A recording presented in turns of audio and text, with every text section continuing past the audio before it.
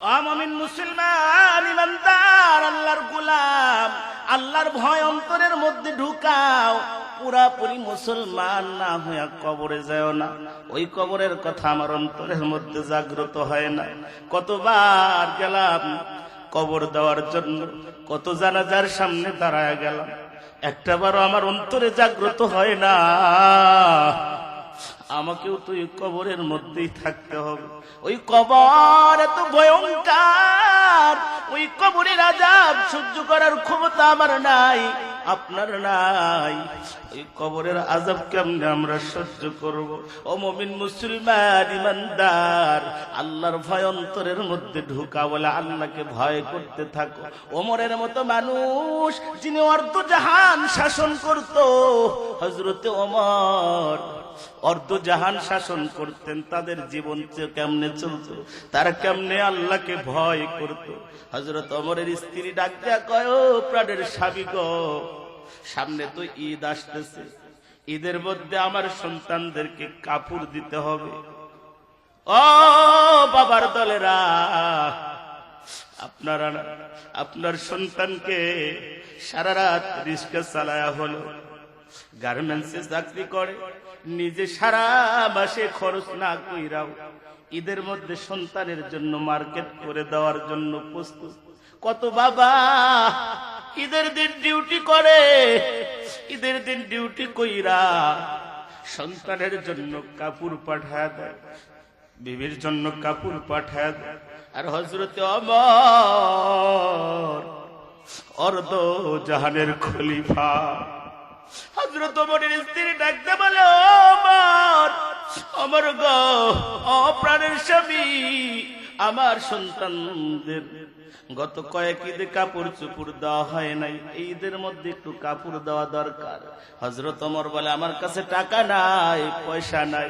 স্ত্রী ডাকতে বলে, ওই তুমি যে রাষ্ট্রীয় দায়িত্ব পালন করো, ওই রাষ্ট্রের যিনি দায়িত্বে আছেন, ওই দায়িত্বশীলকে বলো তোমারে যেন একটু 1 মাসের অগ্রিম বেতন দেয়, সেই বেতন দিয়া তোমার সন্তানদের একটু জামা কিনা দেওয়ার চিন্তা করো।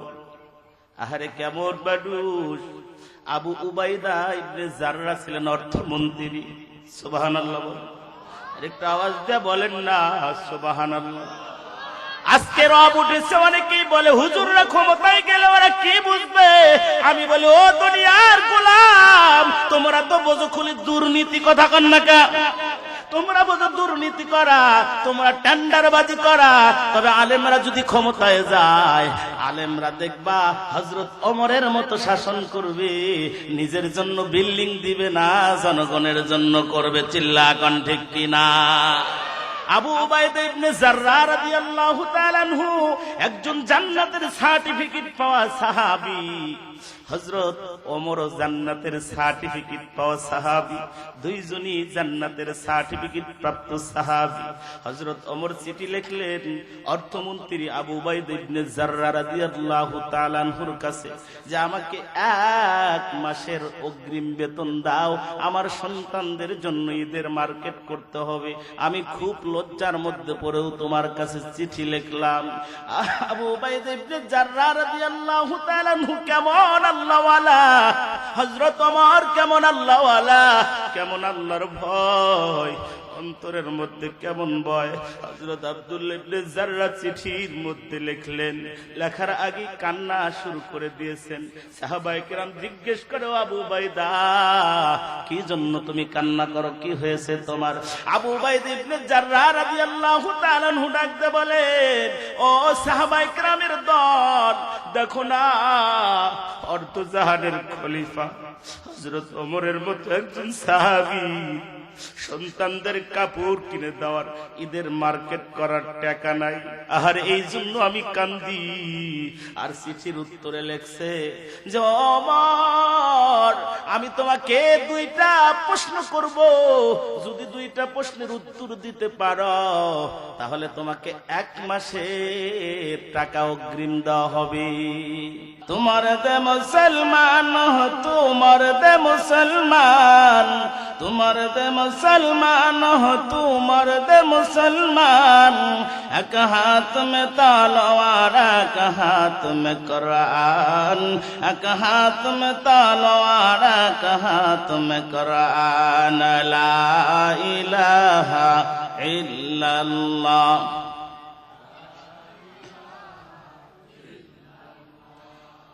ला इलाहा इल्लल्लाह,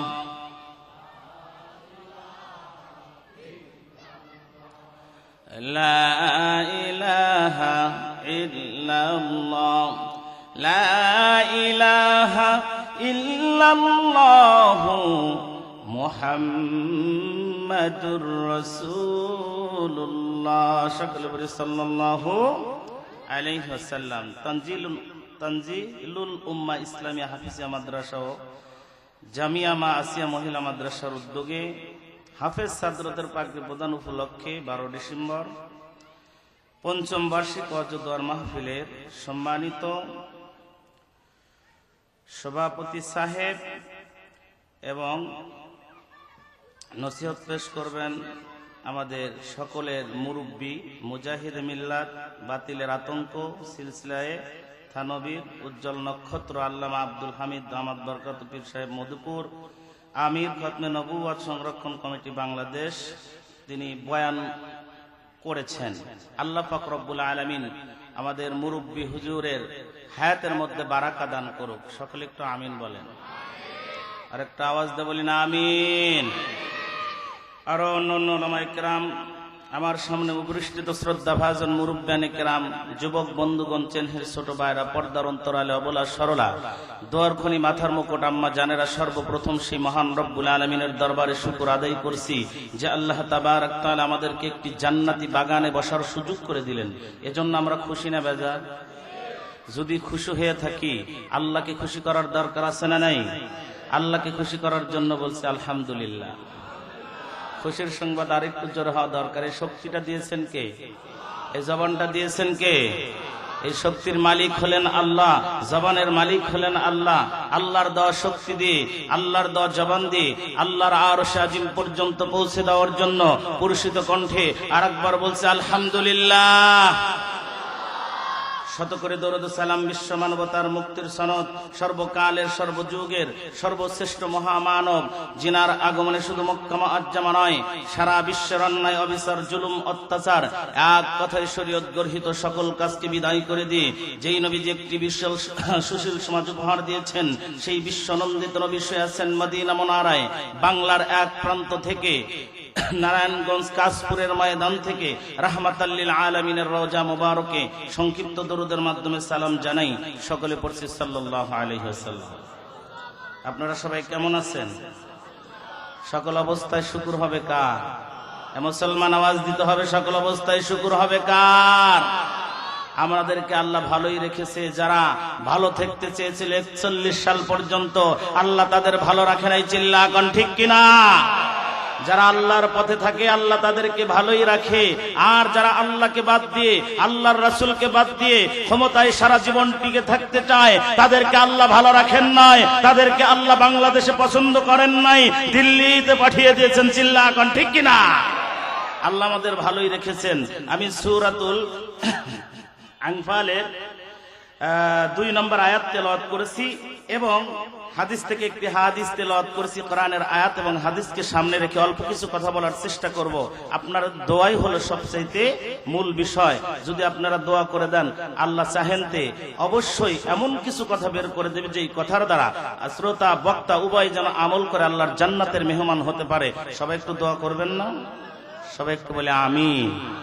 আপনাদের দোয়ার অনেক বরকত। আবারও বলছে আমিন, আবারও বলছে আমিন, তৃতীয়বারের মতো বলছে আমিন। আল্লাহ পাক রব্বুল আলামিন আয়াতের মধ্যে কি ঘোষণা দিয়েছেন? ইন্নামাল মুমিনুনা আল্লাযীনা ইযা যুকিরাল্লাহু ওয়াজিলাত কুলুবুহুম ওয়া ইযা তুলিয়াত আলাইহিম وَإِذَا تُلِيَتْ عَلَيْهِمْ آيَاتُهُ زَادَتْهُمْ إِيمَانًا وَعَلَى رَبِّهِمْ يَتَوَكَّلُونَ। আল্লাহ পাক রব্বুল আলামিন আয়াতে কারিমার মধ্যে ঘোষণা দিয়েছেন যে সচ্চা ঈমানদার তো তারা কারা, যাদের সামনে আল্লাহর কথা স্মরণ করিয়ে দিলে, আল্লাহর কথা স্মরণ হলে যাদের হৃদয়টা কেঁপে ওঠে। সুবহানাল্লাহ বললাম। যাদের হৃদয়টা কি হয়? কেঁপে ওঠে। আল্লাহর কথা স্মরণ হলে, আল্লাহর কথা যেখানে স্মরণ করিয়ে দেওয়া হয় তাদের অন্তরটা কেঁপে ওঠে। কিন্তু প্রকৃত ঈমানদার আমরা হতে পারি নাই দেখা কোরআনের কথা যেখানে হয়, আল্লাহর কথা যেখানে হয়, সেই জায়গার মধ্যে আমাদের ভিড় নাই, সেই জায়গার মধ্যে আমাদের অন্তর কাঁপাকাঁপি নাই। আমরা মেলার মধ্যে এখানে সেখানে দোকানপাটের মধ্যে বসে আছি, কিন্তু প্রকৃত সচ্চা ঈমানদার হলো তারা যারা তাদের সামনে কোরআন এবং আল্লাহর কথা বললে অন্তরটা প্রকম্পিত হয়ে ওঠে এবং গায়ের লোমগুলো দাঁড়িয়ে যায়। সুবহানাল্লাহ বললাম। একটা আওয়াজ দিয়ে বলি না সুবহানাল্লাহ। আমার কত ভাই দেখলাম রাস্তার মধ্যে বসা, দোকানপাটের মধ্যে বসা, কিন্তু কোরআনের ময়দানে তাদেরকে দেখা যায় না। আমি দোয়া করতেছি ও যুবক ভাই, মেলার মধ্যে যারা এখনো বসে আছো, দোকানপাটের মধ্যে যারা এখনো বসে আছো, এমন যুবকদেরকে পায়ে হাত দিয়ে বলবো, যুবক না জানি কখন যেন মালাকাল মাউত আল্লাহ পাঠায়া দেয়, আর যদি অবস্থায় তোমার মৃত্যু হয়, নির্ঘাত আল্লাহ সাহায্য এবং মাফ পাবে না, জাহান্নাম ছাড়া কোনো উপায় থাকবে না। ওরে যুবক, যে যেখানে আছো দৌড়ে চলে আসো কোরআনের মাহফিলে। আল্লাহ পাক রব্বুল আলামিন নিজেই বলতেছেন সচ্চা ঈমানদার হলো তারা যখন তাদের সামনে আল্লাহর কথাটা স্মরণ করে দেওয়া হয়, আল্লাহর কথা স্মরণ হওয়ার সাথে সাথে ওই যুবক, বৃদ্ধ এবং সকল শ্রেণীর মুসলমান ঈমানদারদের, সচ্চা ঈমানদারদের অন্তরটা প্রকম্পিত হয়ে যায়, কেঁপে ওঠে। চিল্লা বলি না সুবহানাল্লাহ। আর যখন তাদের সামনে কোরআনের তিলাওয়াত করা হয়, মুমিন ঈমানদার সচ্চা ঈমানদারদের সামনে যখন কোরআনের তেলাওয়াত করা হয়, কোরআনের তেলাওয়াত করলে আল্লাহর আয়াতগুলো যখন পড়া হয়, ওই মুমিনদের ঈমানগুলো বৃদ্ধি হতে থাকে। একটু আওয়াজ করে বলবেন না সুবহানাল্লাহ।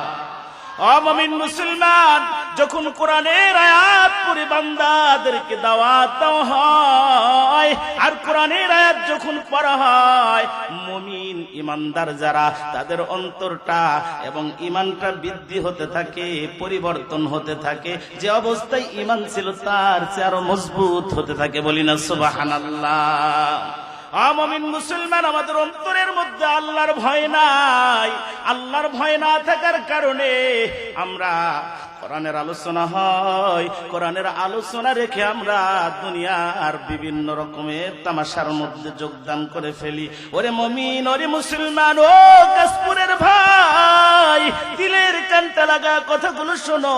আল্লাহ পাক রব্বুল আলামিন বলেছেন, ইয়া আইয়ুহাল্লাযীনা আমানু তাকুল্লাহা হাক্কা তুকাতিহি ওয়া লা তামুতুন্না ইল্লা ওয়া আনতুম মুসলিমুন।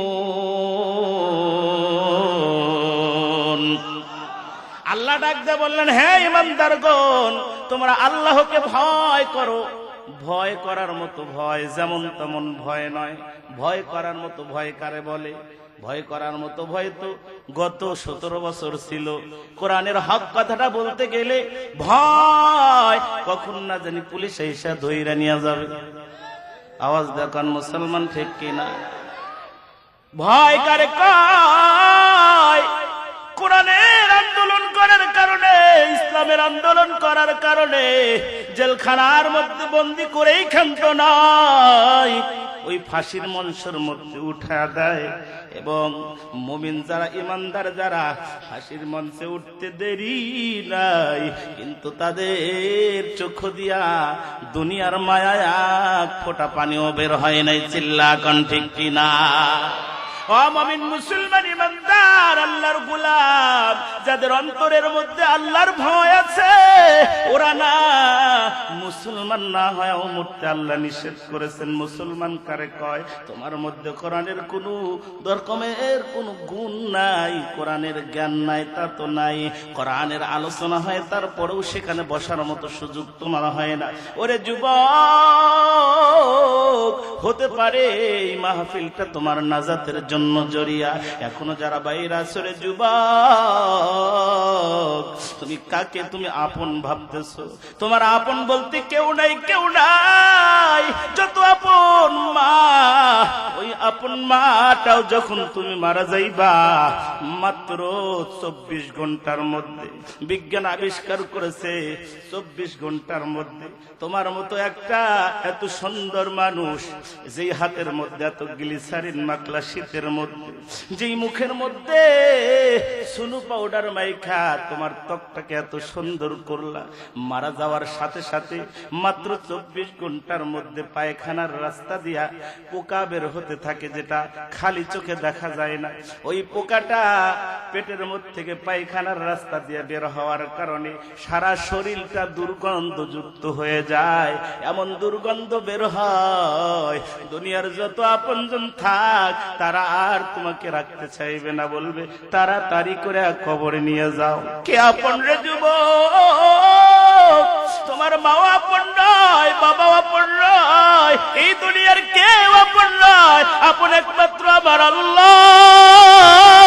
ওই আল্লাহকে আপন যদি ভাবো, ওই আল্লাহকে যদি আপন ভেবে থাকো, আল্লাহ বলেন যখন আমার গোলাম কোরআনের আয়াত শোনে তাদের ঈমান গুলো বৃদ্ধি হতে থাকে। বলি না সুবহানাল্লাহ।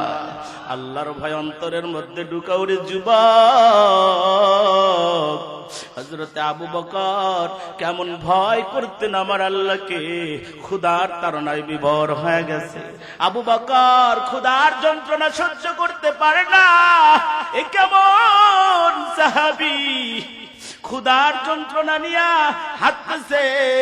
তার খাদেম এসে বলল, ও আবু বকর, এই যে কিছু খাবার খান, এই খাবারটা দেওয়ার পর সে খেয়ে ফেললো। ক্ষুধার তাড়নায় জিজ্ঞাসা করার সুযোগ পায় নাই, ক্ষুধার তাড়নায় জিজ্ঞাসার কোন সুযোগ পায় নাই। পরবর্তীতে জিজ্ঞাসা করলো, ও হারাম যে করে এবং করায় উভয় জাহান্নামী, আবু বকর কেমন আল্লাহর ভয়। আবু বকর সাথে সাথে মুখের মধ্যে আঙ্গুল ঢুকায়া দিয়েছে। সুবহানাল্লাহ। ওরে মুসলমান, তুমিও মুসলমান, আমিও মুসলমান, আবু বকর মুসলমান। তারা কিভাবে আমার আল্লাহর ভয় অন্তরে লালন করত। আবু বকর দুখানা হাত গলার মধ্যে দিয়ে বমি করার চেষ্টা করে, বমি আসে না। সাহাবায়ে কিরাম জিজ্ঞেস করে, ও আবু বকর, এইরকম যদি তুমি করতে থাকো তাহলে তো তোমার মরে যাওয়ার আশঙ্কা রয়েছে। আবু বকর চিৎকার করে কাঁদে আর ডেকে বলে, ও সাহাবীরা রে, আমার অপশন হলো দুইটা। এই হারামটা আবার পেট থেকে বের করে দেওয়া, আর না হয়তো এই খাবারটা হজম হওয়ার আগে আল্লাহ যেন আমাকে নিয়ে যায়। তার কারণে এই হারাম খায়া যদি আমার শরীরের মধ্যে গোশত রক্ত মাংস হয়, তাহলে এই হারাম খাওয়া, হারাম খেয়ে যে শক্তি শরীরের মধ্যে গোশত হইল, রক্ত হইল, এই হারাম খাওয়ার কারণে এই শরীর জান্নাতে যেতে পারবে না। কত ভয়! জান্নাতের সার্টিফিকেট পাওয়া সাহাবীর অন্তরের মধ্যে এত ভয়। কিন্তু আজকে আমরা মুসলমান, আমাদের অন্তরের মধ্যে একটু ভয় নাই, চিন্তা নাই, টেনশন নাই। এই যে সামনে কবর দেখা যায়, কবরের মধ্যে আমার মা শুয়ে আছে, বাবা শুয়ে আছে, কত মানুষের দাদা দাদি, নানা নানি। আর এই অন্ধকার কবরে আমরা সবাই যাব।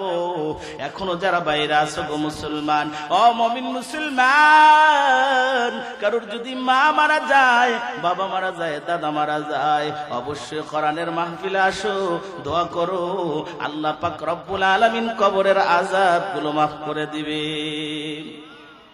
ও মুমিন মুসলমান ইমানদার আল্লাহর গোলাম, আল্লাহর ভয় অন্তরের মধ্যে ঢুকাও, পুরাপুরি মুসলমান না হয়ে কবরে যাও না। ওই কবরের কথা আমার অন্তরের মধ্যে জাগ্রত হয় না। কতবার গেলাম কবর দেওয়ার জন্য, কত জানাজার সামনে দাঁড়ায় গেলাম, একটাবারও আমার অন্তরে জাগ্রত হয় না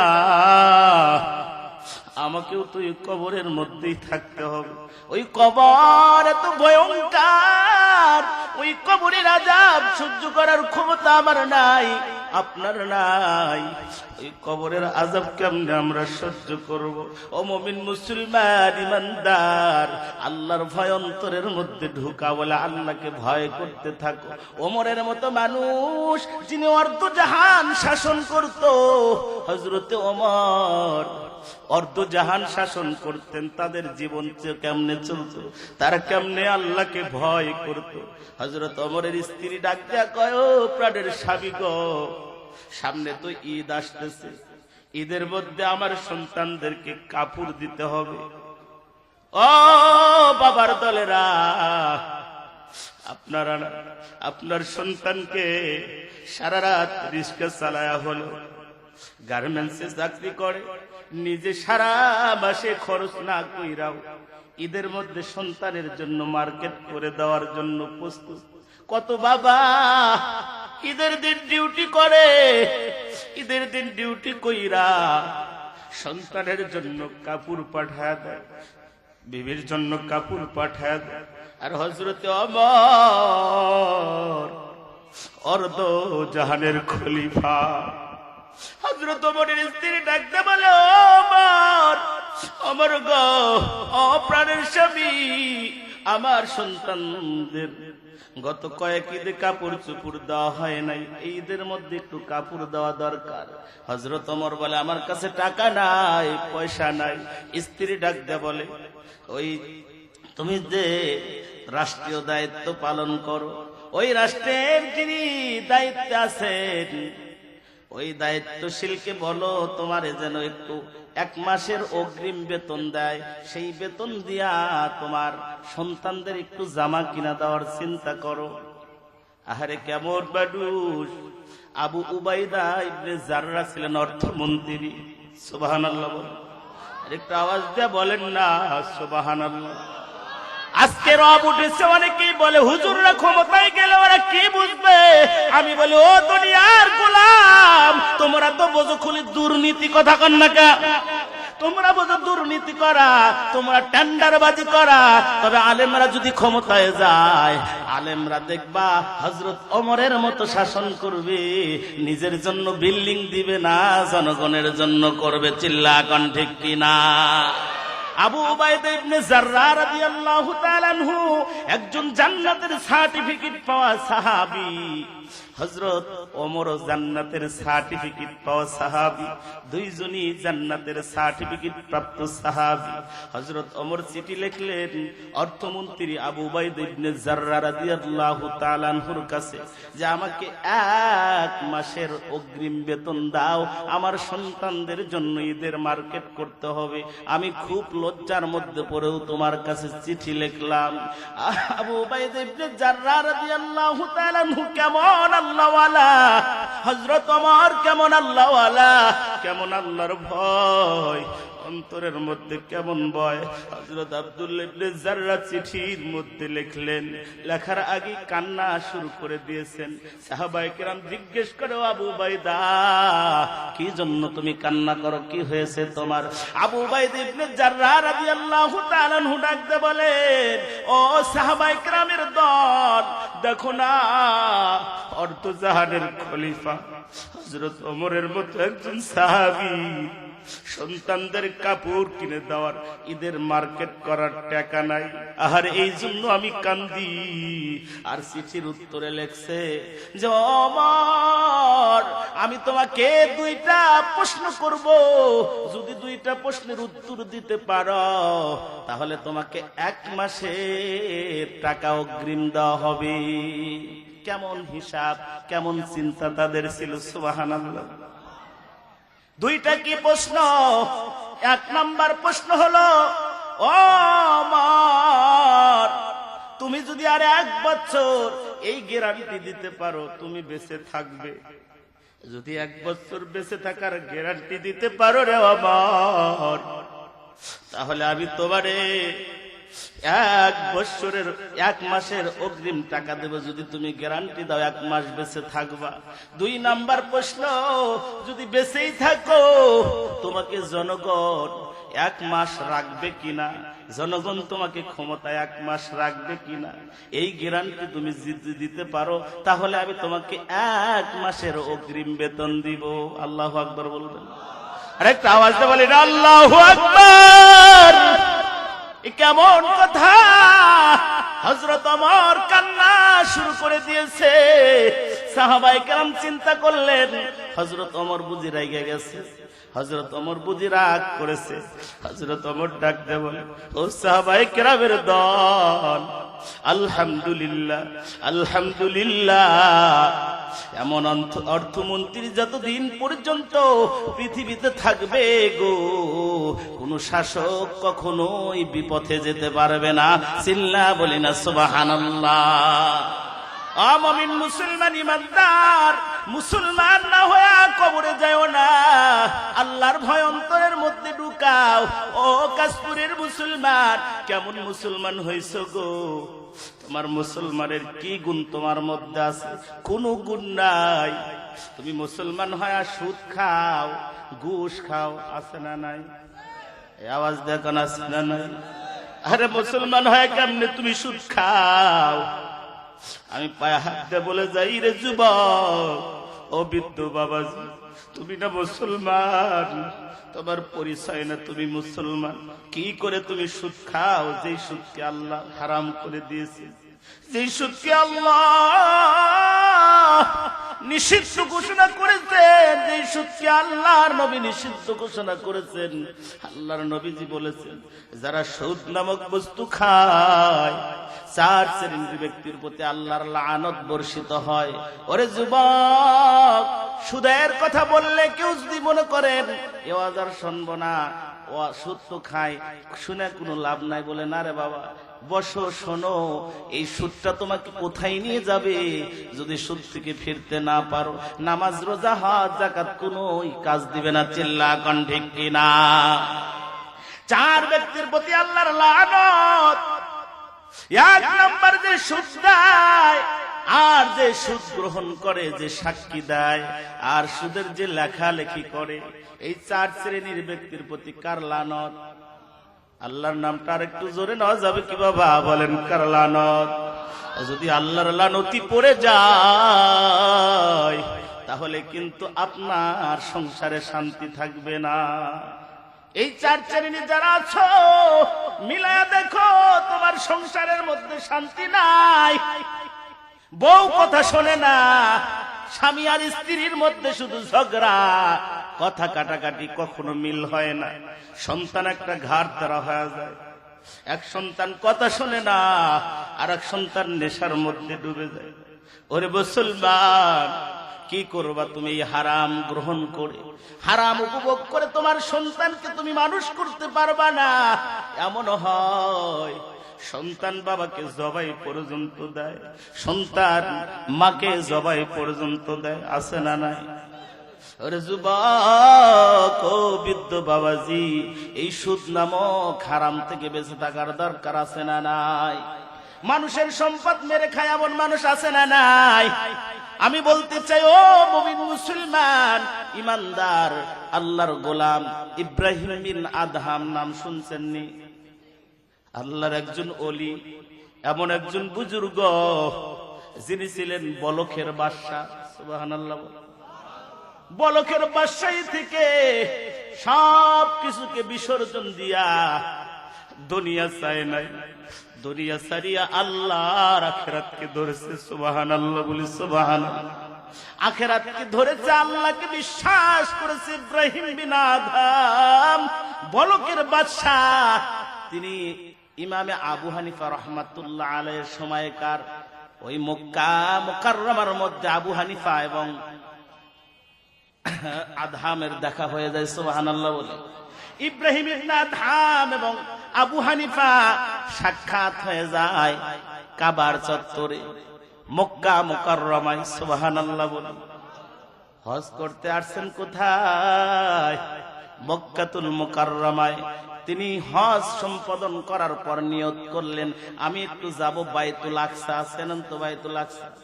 যেই বাইতুল আকসার জন্য আমার মুসলমান ভাইরা অকাতরে জীবন দিয়ে যাচ্ছে, আমার ফিলিস্তিনের মুসলমানেরা, সুবহানাল্লাহ বলুন। আরেকটা আওয়াজ দিয়ে বলি না সুবহানাল্লাহ। ওই ইসরায়েলের সৈন্যরা বর্বরতা চালায় শিশু সন্তানদেরকে ধ্বংস করে দিচ্ছে। আমরা বাংলাদেশ থেকে জানাইতে চাই, ওই ইসরায়েলের শয়তানের দল আল্লাহর সাহায্য মুসলমানদের সাথে আছে। তোরা হাজার চেষ্টা করেও বাইতুল আকসা দখল করতে পারবি না। চিল্লা কোন ঠিক কিনা? মুসলমানদের বাইতুল আকসায় যা নামাজ আদায় করবেন, নামাজ আদায়ের জন্য তিনি এখান থেকে রওনা দেয়। কিছু খেজুর ক্রয় করে। বাবা একটুখানি মনোযোগ আমার দিক খেয়াল করবে, মনটাকে নরম করে দেন। দেখেন মাত্র 1 কেজি খেজুর নিয়েছে। এই পথ যাইবে, সেহরি খাইবে, আর ইফতারিতে একটা করে খেজুর খাইবে, আর আল্লাহর ইবাদত করতে থাকবে। সুবহানাল্লাহ বলি সুবহানাল্লাহ। আল্লাহর বন্দেগী করবে, ইবাদত করবে, এই চিন্তা করতেছেন। খেজুর কিনছেন 1 কেজি। 1 কেজি খেজুরটা, পোটলাটা একটু খেজুরের উপরে রাখছে, ওই পোটলার সাথে একটা খেজুর উঠে আসছে। কয়টা খেজুর? আমরা তো দোকানদারের কাছ থেকে অনেক সময় অনেকগুলোই বেশি নিয়ে চলে আসি কিনা? এটা হারাম হয়ে যায়। আপনার মাপের মধ্যে যেটা আছে ওইটাই আপনার জন্য বৈধ, মাপের বাইরে যেটুকু নিলেন ওইটুকু আপনার হারাম হয়ে গেল। চিল্লা কোন ঠিক কিনা? ইব্রাহিম বিন আদহাম চলে আসছে, মনে করলে 1 কেজির মধ্যে একটা উঠে আসছে, তাতে সমস্যা কি? এই চিন্তা করে তিনি রওনা দিলেন। 1 মাস যাইতে লাগে হলো সেই বাইতুল আকসাতে, মক্কা থেকে 1 মাস ধরে সে চলতেছিল। ও মুমিন মুসলমান ইমানদার আল্লাহর গোলাম, সারাদিন রোজা রাখছে, সেহরি খায় আর ইফতারি খায়, আর রাস্তায় হাঁটে, রাত্রি বেলায় বন্দেগী করে। বাইতুল আকসায় যা যখন নামাজে দাঁড়িয়ে যায়, এশার নামাজ পড়ে চিন্তা করলেন, এত 1 মাস ক্লান্ত পরিশ্রম করলাম, আজকে একটু ঘুমাবো, তাহাজ্জুদ থেকে আবার ইবাদত শুরু করব। সুবহানাল্লাহ বলবেন। তাহাজ্জুদের থেকে আমি ইবাদত শুরু করব। ইব্রাহিম বিন আদহাম যখন একটু ঘুমায় যায়, ঘুমের মধ্যে স্বপ্নে দেখতে পায়, স্বপ্নের মধ্যে 2 জন ফেরেশতা এসে হাজির হয়ে গেছে। সুবহানাল্লাহ। 2 জন ফেরেশতা একজন আরেকজন রে বলে, তুমি কি ওরে চেনো? দেখো একে। বলে ইব্রাহিম বিন আদহাম। বলে ইব্রাহিম বিন আদহাম কত বড় আল্লাহর ওলি তুমি কি জানো? বলে জানি, কিন্তু 1 মাস ধরে কোনো বন্দেগী ইব্রাহিম বিন আদহামের কবুল হচ্ছে না। ইব্রাহিম বিন আদহাম চিন্তায় পড়ে গেল, ডাক দিয়ে বলে, ও ফেরেশতা। স্বপ্নের মধ্যে বলেন, ও ফেরেশতা, আমার 1 মাস ধরে ইবাদত বন্দেগী কবুল হয় না, কি জন্য হয় না, কি কারণে হয় না, আমার একটু জানা দাও। ডাক দিয়ে বলে, ও ইব্রাহিম বিন আদহাম, 1 মাস আগে মক্কার বাজার থেকে যে খেজুর ক্রয় করেছিলা, ওই খেজুরের মধ্যে একটা খেজুর অতিরিক্ত এসেছিল, সেই খেজুরটা তুমি প্রাণ করেছো। ওই হারাম খাওয়ার কারণে তোমার 1 মাস ধরে বন্দেগী কবুল হয় না, কবুল হয় না। ইব্রাহিম বিন আদহামের ঘোপটা ভেঙে গেল, লাফ দিয়ে উঠে দাঁড়ায় গেল, চিন্তা পেরেশান, আর বাইতুল আকসায় থাকবো না রে। এই অবস্থায় যদি আমি মারা যাই, জাহান্নাম ছাড়া আর কিছুই বাঁচবে না, এই জাহান্নাম ছাড়া আর বাঁচবে না। আমি জাহান্নামে যেতে চাই না। জাহান্নাম থেকে যদি বাঁচতে চাই, তাহলে ওই খেজুরের মালিকের কাছে যাইতে হবে, সেখানে গিয়ে মাপ নিতে হবে।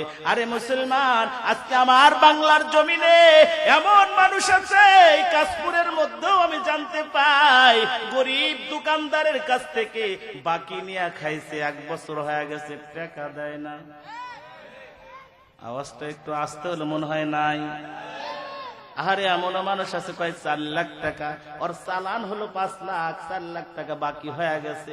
ওরে মুসলমান, ও কাশপুরের ভাই, তুমি যে এই হারাম খাইলা, ওই দোকানের বাকি করা টাকা তুমি দাও না, তুমি নামাজ পড়ে রোজা করে হজ যাকাত করে কোনো ফায়দা নাই, কোনো ফায়দা নাই।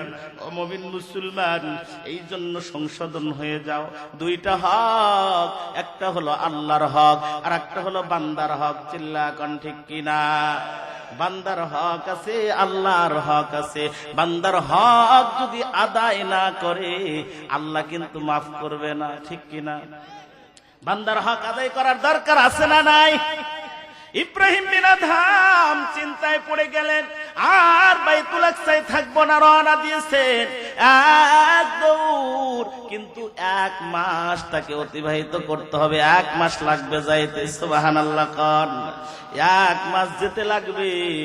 1 মাসের পথ অতিক্রম করে মক্কার বাজারে ওই খেজুরের দোকানে গিয়ে দেখে ওই খেজুরের দোকানদার আর নাই। কে নাই? কি ব্যাপার যুবক, এখানে একজন বৃদ্ধ মানুষ বসা ছিল, তুমি কেন? ডাকতে বলে, উনি ছিলেন আমার বাবা, গত 1 মাস আগে সে মারা গেছে। ইব্রাহিম বিন আদহামের চোখের মধ্যে পানি চলে আসছে। ওরে যুবক, ও বৃদ্ধ বাবাজি, কেমন ছিল তাদের জীবন গো? তারাও ছিল মুসলমান, আমরাও মুসলমান। কান্না চলে আসছে। ডাকতে বলে, ও দোকানদার, আমি 1 মাস আগে 1 কেজি খেজুর নিয়েছিলাম, একটা খেজুর অতিরিক্ত ছিল। ওই একটা খেজুর অতিরিক্ত থাকার কারণে আবার ইবাদত কবুল হচ্ছে না, তুমি আমারে মাফ করে দাও। আর ওখান থেকে ডাকতে বলে, আমি তো এই খেজুরের মালিক, আমি একা নয়, আমার এক বোন আছে, আমার মা আছে, 3 জন এই খেজুরের মালিক। আমার আব্বা মারা গেছে, আর এই 3 জন হলো আমরা ওয়ারিশ হয়েছি। আমারটুকু আমি মাফ করতে পারি, আমার মা এবং বোনেরটা তো আমি মাফ করতে পারি না। ইব্রাহিম বিন আদহাম চিন্তা করে, আবার কেমন মুসলমান! সুবহানাল্লাহ, এ কেমন হকদার, এ কেমন ইনসাফগার! আমি তো কত বড় আল্লাহর ওলি, ইনি তো দেখতেছি আমার চাইতে বড় ওলি। চিল্লা বলি না সুবহানাল্লাহ। এমন মুহূর্তে বলে, তোমার মা কোথায়? বাড়িতে। আমার একটু নিয়ে যাও তোমার মার কাছে, তার কারণ আমি না মাফ পাইলে কিয়ামতের ময়দান আমি জাহান্নামী হয়ে যাব। না, আমার একটু নিয়ে যাও। নিয়ে যাওয়া হলো, মাও মাফ করে দিল। বলে, তোমার বোনটা কই? বোনটারে বিবাহ দিয়ে দিছে অনেক দূরে। বলে, আমার একটু নিয়ে যাও। বোনের বাড়িতেও নিয়ে গেল। বোন ডাক দিয়ে বলতেছে, আমি মাফ করে দিতে পারি, আমার মা ভাইয়েরটা আমি মাফ করতে পারবো না। আল্লাহর ওলি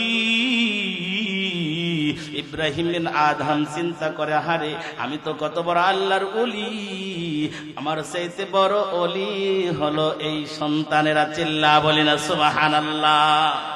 যখন তাকে মাফ করে দেওয়া হয়, তাকে জানায়া দেওয়া হয় স্বপ্নের মধ্যেই, ইব্রাহিম বিন আদহাম রে আল্লাহ পাক রব্বুল আলামিন তোর দোয়া কবুল করে নিয়েছে।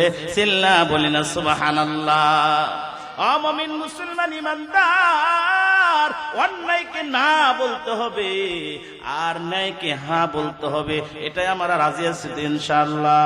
কে কে রাজি আছেন একটু দুখান হাত তুলে দেখান। লিল্লাহে তাকবীর, লিল্লাহে তাকবীর।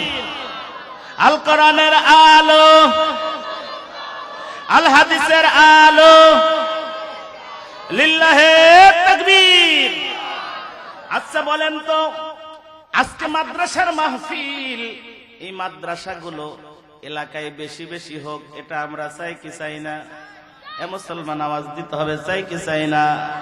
মাদ্রাসা যত বেশি হয় তত আলেম বেশি হবে, আর যত আলেম বেশি হবে দুনিয়া থেকে তত ইনসাফ কায়েম হবে। চিল্লা গান মুসলমান, ঠিক কিনা? কোন আলেম দেখেছেন মা বাবাকে লাথি মেরে বাদ থেকে বের করে দিয়েছে? এরকম কি দেখা যায়? এ যুবক, ও বৃদ্ধ বাবাজি, কোন আলেমকে দেখা যায় না। এই জন্য মাদ্রাসার দরকার আছে না নাই? কোরআনের মাহফিলের মধ্যে বসা কত সবের কাজ আমরা অনেকেই জানি না রে বাবা। আমি বলতে চাই, মুসলমান ইমানদার আল্লাহর গোলাম, মাদ্রাসার মাহফিলে আসছি আমরা। আমি আলোচনা আরো করব, হারাম থেকে বেঁচে থাকতে হলে মাদ্রাসায় শিক্ষার বিকল্প আর কিছু নাই। চিল্লা কোন ঠিক কিনা? আজকে তানজিলুল উম্মাহ মাদ্রাসার মধ্যে কোরআনের হাফেজদের মাথায় পাগড়ি দেওয়া হয়েছে। এই পাগড়ির কত দাম, এই হাফেজের কত দাম। একটা হাফেজ 14 জন জাহান্নামী মানুষকে জান্নাতে নিয়ে যাবে। সুবহানাল্লাহ বলুন। কয়জন? 14 জন জাহান্নামী মানুষ। এই হাফেজদের সাথে যাদের সম্পর্ক থাকে তারা আল্লাহর জান্নাতে না যেতে পারবে না, তার কারণে হাফিজে টেনে টেনে নিয়ে যাবে। সুবহানাল্লাহ বলেন। ওই হাফেজদের যারা একটু ভরণ পোষণ করে, ওই ইয়াতীমদের সাথে একটু ভালো সম্পর্ক করে, কিছু টাকা পয়সা ব্যয় করে, ওই ব্যক্তিদের আল্লাহ কাল কিয়ামতের ময়দানে হাফেজ জান্নাতের মধ্যে নিয়ে যাওয়ার অনুমতি দিয়ে দিবে। সুবহানাল্লাহ বলি। অনেকেই মনে করি হাফেজ সাহেবরা পড়ে কোরআন পড়ে এরা কি শিখবে, এরা তো কিছু শিখতে পারে না, এদের জ্ঞান গরিমা খুবই কম। আসলে কি আলেমদের জ্ঞান কম? কম না বেশি? ওই যে এক রাজা ইন্টারন্যাশনাল ভাবে কি কইছিল, কয় যে ইন্টারন্যাশনাল ভাবে আমি ঘোষণা দিলাম যদি আমারে কেউ নতুন কথা শোনায় দিবার পারে তারে আমি অর্ধেক রাজ্য লিখে দিব। সুবহানাল্লাহ। কোন কতখানি রাজ্য দিব? অর্ধেক রাজ্য লিখে দিবে। উজির ডাক দেখো, ও বাদশা নামদার, আপনি যে অর্ধেক রাজ্য লেখা দিবেন এমন প্রশ্ন করলেন, আপনারা তো একজন নতুন কথা শুনে অর্ধেক রাজ্য নিয়ে যাইব, তাহলে আপনি কেমনে এই প্রশ্ন করলেন? কয় রাজা তুই না আমি। কয় আপনি রাজা, তোর বুদ্ধি বেশি না আমার বুদ্ধি বেশি? কয় আপনার বুদ্ধি বেশি ছিল, এখন কমে গেছে। কি হয়েছে? কয় কেন কমে গেল? কয় ও উজির, যত মানুষ যত কথাই বলুক আমি বলবো এটা আমি জানি, তাহলে কি আর পুরান থাকে, নতুন থাকে নাকি পুরান হয়ে যায়? আমার কথা কি বোঝা যায়? এটা আওয়াজ দেন। পুরা নতুন কি আর থাকে? এরকম বাটপার আছে না নাই? আমার বাংলার জমিনে অনেক জায়গায় চাকরির সার্কুলার দিয়ে আগেই লোক নিয়ে নেয়, শুধুমাত্র ওই যে ফর্ম পূরণ করার জন্য যে টাকা খরচ করে আর যাতায়াত খরচ মানুষের করায়। চিল্লা এখন ঠিক কিনা? তো এইরকম ভাবে যখন সারা দেশের মানুষ, রাজা বাদশা বুদ্ধিজীবীরা এসা লাইন ধরে শোনায় যে এই নতুন কথা ওই নতুন কথা, রাজার ডায়লগ কি বলেন তো? তুমি যা বললে সেটা আমি, তাহলে আর নতুন হলো না। মসজিদ থেকে বাড়াইছে ইমাম সাহেব। কে বাড়াইছে? ইমাম সাহেব ডাক দেয়া কয়, এ মুসল্লিরা, ওইদিকে সিরিয়াল কিসের রে? কয় সিরিয়াল তো রাজার বাড়ির সিরিয়াল।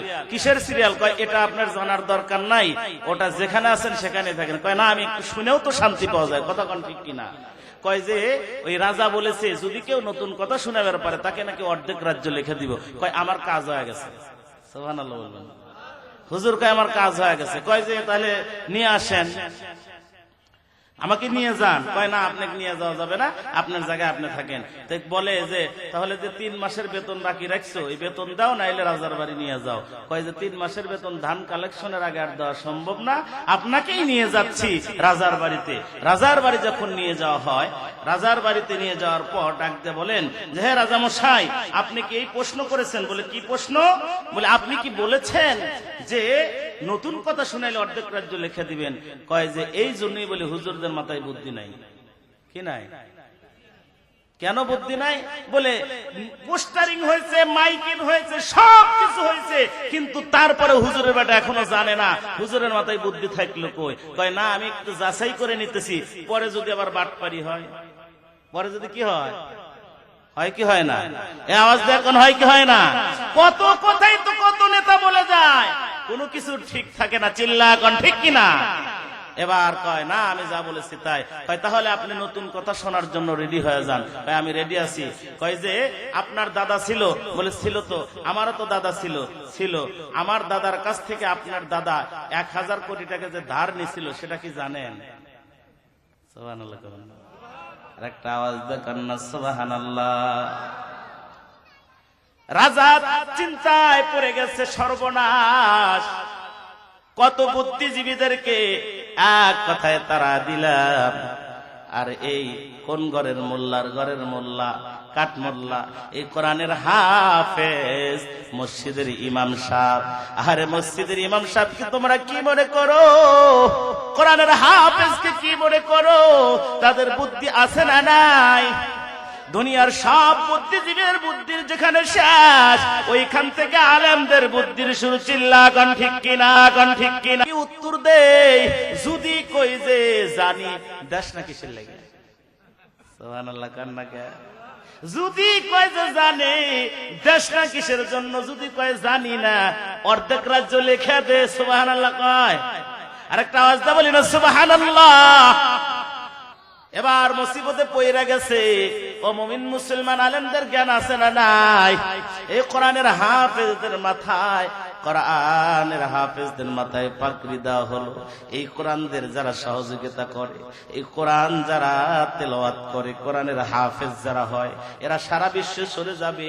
অমুক মাদ্রাসা, তানজিলুল উম্মাহ মাদ্রাসা থেকে কোরআনের হাফেজ হয়েছে, সারা বিশ্বের মধ্যে তারা ছড়ে যাবে। এটা কাশপুরের মানুষের সুনাম না দুর্নাম? এ কথা কান না কে? কত বড় সুনাম! এই কোরআনের হাফেজদের ভালোবাসতে রাজি আছেন কে কে? হাত তুলে মাওলানা দেখা দেন। আয় আল্লাহ, তাকা দেখো কোরআনের হাফেজদের ভালোবাসার তালিকাটা কত লম্বা। ও মালিক, তুমি তোমার এই গোলামদেরকে কবুল করে নাও, সকলে হলে আমি। অনেক সন্তানের মা নাই, বাবা নাই, অন্ধকার কবরে চলে গেছে, আছে না নাই? মাকে ভালোবাসি তো আমরা, বাবাকে আমরা ভালোবাসি তো। মা তো ওই মা, কত মাকে দেখেছি ছোট্টবেলায়, এখন তো অভাব কম। এত অভাব, পরের বাড়িতে কাজ করতো, সকাল বেলার খানাটা খাইতে পারতো না, সন্তানরে খাওয়ায়া গেছে। দুপুরে ঘরে খাবার নাই সন্তানকে খাওয়ানোর মতো। পরের বাড়িতে কাজ করতে গিয়ে পড়ে যায়, দুর্বল। কিন্তু এমন মুহূর্তে বাড়িওয়ালা কয়টা খাবার আইনা দেয়, ওই খাবারটা নিজে খায় না, আসলের তলে কইরা নিয়ে বাড়িতে সন্তান রে খাওয়া দেয়।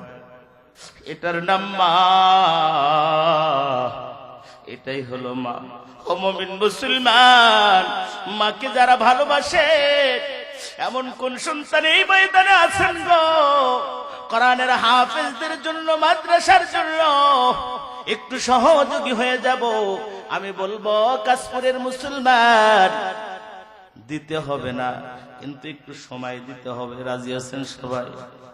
দেওয়া লাগবে না, যাদের সামর্থ্য আছে তারাই দিবেন, কিন্তু সময়টা তো সবাই দিতে পারবেন ইনশাআল্লাহ। সবাই একটু সময় দিবেন না? যদি 10টা মিনিট 15টা মিনিট আমি একটু সময় নেই, একটু সময়টা কে কে দিবেন? একটু হাত তুলে দেখান, দেখেন কারা দিবে না। একটু হাত তুলেন, হাত একটু লাড়া দেন। এ আল্লাহ, দেখো তোমার বান্দারা ওদা দিল, কেউ উঠবে না, কয়েকটা মিনিট সবাই থাকবে। টাকা থাকলেও থাকবে, না থাকলেও থাকবে। আল্লাহ, যার টাকা আছে সে টাকা দিবে, যার টাকা নাই সময় দিবে। ও মুমিন মুসলমান, এই যে কবরস্থান পাশে দেখা যায়, মানা কত ভালোবাসতো, বাবারা কত ভালোবাসতো, মা তোমারে কত খাওয়াইলো, কত মানুষের বকা মা শুনলো। বাবা কঠোর পরিশ্রম করে তোমার জন্য টাকা পয়সা গোছায় দিয়ে গেছে, একটা বিল্ডিং করে দিয়ে গেছে, জায়গা কিনে দিয়ে গেছে।